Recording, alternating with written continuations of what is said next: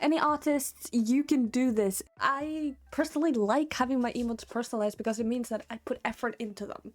I'm very much an independent person when it comes to that sort of thing. I'll make my own graphics, paid YouTuber, emotes, everything, but you don't need to, you know, that's just a me thing. The first thing I can say is to study other emotes. Look at anyone you see, any YouTuber, anyone who streams in particular, and look at what they use. And study a bunch of how people use emotes and what emotes are most used and etc. For me, I've personally got my own style and I'm most comfortable with my own style, so I use my own style to kind of create. Just want to say I have membership, so members are going to get this video early, and if you want to be a part of it and want to see concept art, behind the scenes, chat to me, chat to people, and even be able to play with me, then you know where to look. Anyway, subscribe. This was a concept art. All of this is things I did in 1 day to 2 days. The concept art was just trying to figure out which emotes I thought would be good, useful.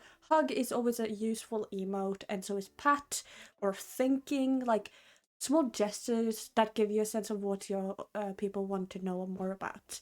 And all of these are of course done with my OCs, though if you don't have an OC, you can probably find a small character that you can use, like a mascot or anything like that.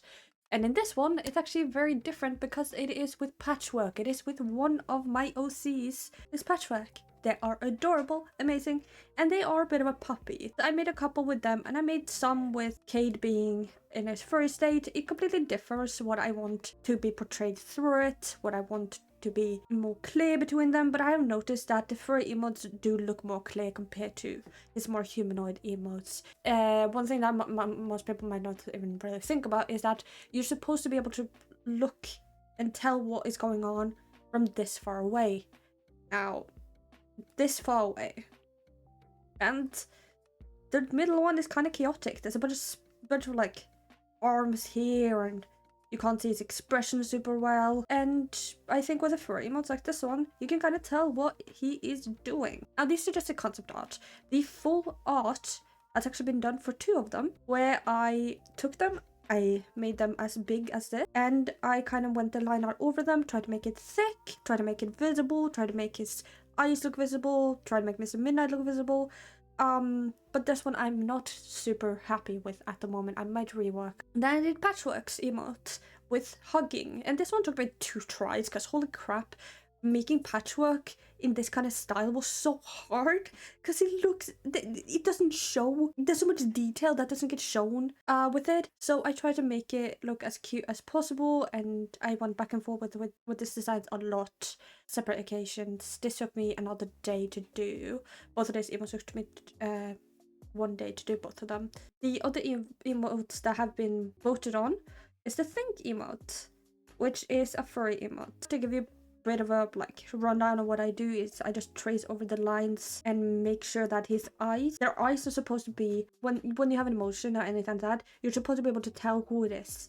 So it's often like I have his scarf, I have his ears, the way that people know with like eyes, and his black ear that looks like that, to kind of tell you, give you a little bit of like a reference of and who it is. If you have characters that look very similar, I would try and put them in different colors to kind of make sure that people are aware, oh, this is X, Y, and Z, and this is X, Y, and Z, you know, to differentiate the two.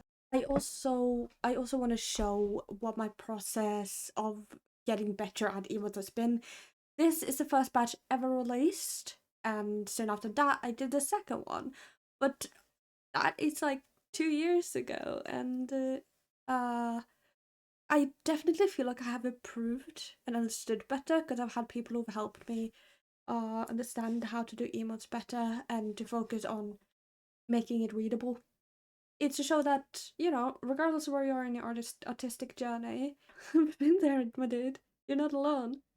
So I hope that makes you smile a little bit more. And if you have any tips that you want me to add in or pin, let me know down below. I will try and find everything I can to make sure that if you either want to do emotes or just want to see more furry content and furry artists, you know, you'll be able to find some. This is a community that supports all artists, every artist. And as a small artist growing, I want people to be able to see that. If you have any tips or anything you want me to talk about more, leave it down in the comments down below. I love doing videos like this. It is so fun. And have a good day. Thank you to special members, Color, Sarah, Mercy V, Sven V, Skilly. If you want to be shouted out, join the Patreon or YouTube membership. Thank you very much for watching.